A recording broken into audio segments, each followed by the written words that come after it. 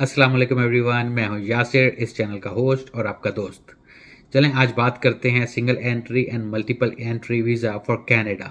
इन दोनों में क्या फ़र्क है और ये दोनों कैसे काम करते हैं। इसके अलावा हम बात करेंगे क्या आप एक ही एप्लीकेशन के अंदर पूरी फैमिली का इंफॉर्मेशन फिल करके विज़िट वीज़ा अप्लाई कर सकते हैं कि नहीं। तो स्टार्ट करते हैं visit visa for Canada single entry. Single entry visa जो है वो वैलिड रहता है अप टू 6 मंथ। 6 मंथ जब the day you get the visa, और I would say that when you enter in Canada you can stay up to 6 months. Example, अगर आप जुलाई 1 2024 को आए हैं तो you have to leave Canada by December 31 2024।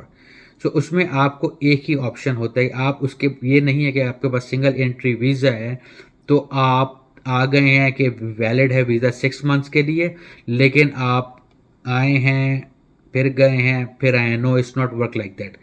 सिर्फ यही नहीं है सिंगल एंट्री वीज़ा, अगर आपका पासपोर्ट 6 महीने से पहले एक्सपायर हो गया है तो you have to go back to your country. चलिए हम बात करते हैं मल्टीपल एंट्री वीज़ा। वो होता है अप टू 10 years और your passport get expired. Example, अगर आपका पासपोर्ट जो है वो 3 साल में एक्सपायर्ड हो गया है, then there is another option you can use it. तो उसकी बात कर लेते हैं कि अगर आपका एग्जाम्पल आपने मल्टीपल एंट्री वीज़ा आपको मिल गया January 1 2024 को, तो वो वैलिड है अनटिल 2034। पर आपका पासपोर्ट जो एक्सपायर हो रहा है 2027 में, तो फिर आपको नया पासपोर्ट चाहिए होगा। लेकिन जब आप ट्रैवल करें तो मेक श्योर आपके पास ओल्ड पासपोर्ट भी होना चाहिए और नया पासपोर्ट भी होना चाहिए, क्योंकि अगर वीज़ा लगा हुआ है आपका ओल्ड पासपोर्ट पे, it's not they not gonna move that one two the new passport. उसके लिए आपको दोबारा अप्लाई करना पड़ेगा। तो वो एक लॉन्ग प्रोसेस है। उससे बचने के लिए आप कोशिश करें जब आप अप्लाई करें वीज़ा का तो you have to get the minimum visa expiry date for minimum 10 years।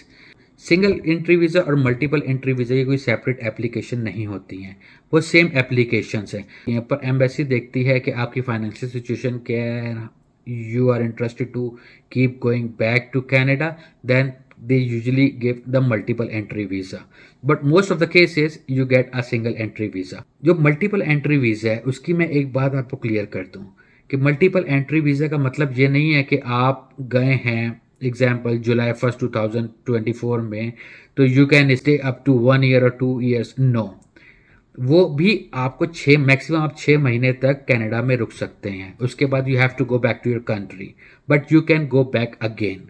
तो उसमें क्या है, जो मैक्सिमम पीरियड है रुकने का वो तो 6 मंथ है, 6 मंथ्स है, लेकिन आप उसमें मल्टीपल टाइम्स जा सकते हैं until your visa get expired. चलें अब आ जाते हैं कि you can apply the whole family on one application और नो।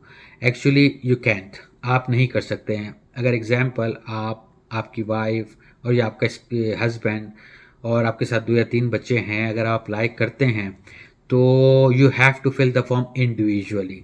उसमें आप जो है ये नहीं है कि आपने एक ही फॉर्म भरा, उसमें सब मेंशन कर दिया और सबमिट कर दिया, your so probably your file is gonna get reject.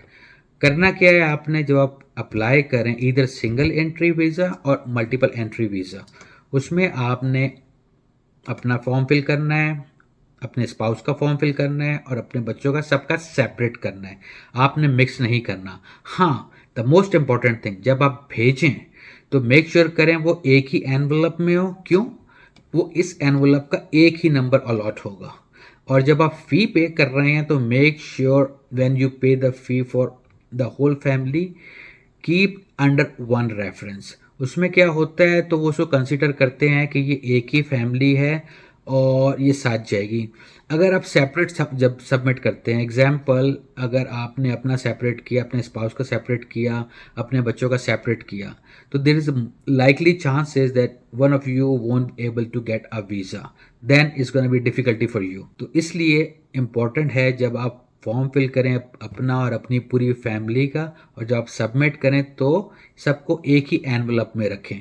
जब सब एक एनवलप में जाएंगे under one receipt for the payment, तो आपको एक ही नंबर अलॉट होगा और आपकी फ़ाइल पे जो काम होगा वो एक साथ होगा। उसमें ये नहीं है कि आपको जल्दी वीज़ा मिल रहा है तो आपके स्पाउस को 3 महीने बाद का मिल रहा है और आपके बच्चों को जो है उसमें और गैप आ जाए, तो how you gonna, you won't be able to make a plan for your vacation और योर ट्रिप। फिर एक मोस्ट इंपॉर्टेंट चीज़ है कि do you need a medical exam for the visit visa. अगर तो आपका सिंगल एंट्री वीज़ा है और मेडिकल ज़रूरी होता है विजिट वीज़ा के लिए, नहीं। मोस्ट केसेस में जो है आपका जो सिंगल एंट्री वीज़ा लगता है वो 6 महीने का होता है। 6 महीने के लिए आपको मेडिकल की ज़रूरत नहीं है unless you are planning to work over there. तो उसमें कुछ कंडीशन है, कुछ जॉब्स हैं जिसके लिए आपको मेडिकल अपना करवाना पड़ेगा, specially when you are a health care employee, तो उसमें आपका मेडिकल ज़रूरी होता है। अदर देन दैट आप अगर टूरिस्ट वीज़ा पे जा रहे हैं for 6 month single entry visa, उसके लिए आपको मेडिकल की ज़रूरत नहीं होगी। आप कनाडा में ही और वीज़ा एक्सटेंड करवाना चाहते हैं, क्या ये पॉसिबिलिटी है? जी बिल्कुल है, पर उसके लिए आपको कुछ स्टेप्स फॉलो करने पड़ेंगे। तो सबसे पहले हम उसको ऐसे देख लेते हैं कि आपके वीज़ा एक्सपायर कब हो रहा है। अगर तो वो एक्सपायर हो रहा है विद इन 2 और 3 डेज, तो इट्स नॉट गोना वर्क। तो आपको उनको टाइम देना है, they can work on your file. और कुछ डॉक्यूमेंट्स आपने भी अपने तरफ से सबमिट करवाने पड़ेंगे। एग्जाम्पल, अगर आपने वीज़ा एक्सटेंड करवाना है तो they need your photograph, they need your biometrics, fingerprints. आपको उनको टाइम देना होगा। ये नहीं है कि आपने 2 दिन जो है आपके वीज़ा के एक्सपायर होने में रह गए और आपने कहा कि जी अब मैं इसको वीज़ा एक्सपायर की एप्लीकेशन दूं, तो there is a chances they gonna reject it and you have to go back to your country. तो अगर आपने उसको एक्सटेंड कराना है तो make sure you need to apply within enough time to renew और एक्सटेंड योर वीज़ा। वो आपको कनाडा IRCC की वेबसाइट के ऊपर सारी इन्फॉर्मेशन मिल जाएगी, how you can apply and what is the grace period you need to give it to them. Most important thing, अगर आपकी फ़ाइल रिजेक्ट हो जाती है, आपने वीज़ा के लिए अप्लाई किया और they reject your file, can you appeal to reconsider? Unfortunately वो आपकी फ़ाइल को इस पे आप अपील नहीं कर सकते और वो आपकी फ़ाइल को कंसिडर नहीं करेंगे unless you see there is a changes in your file, कि आपकी जो इनकम थी या आपका कुछ भी उसके अंदर चेंज हुआ है, then you can resubmit your file.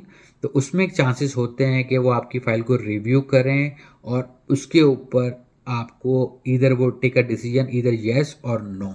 अगर आपको मेरा ये वीलॉग थोड़ा सा भी इंफॉर्मेटिव लगा है तो please don't hesitate to subscribe, share and hit the bell icon for more information. Thank you so much. अल्लाह हाफिज़।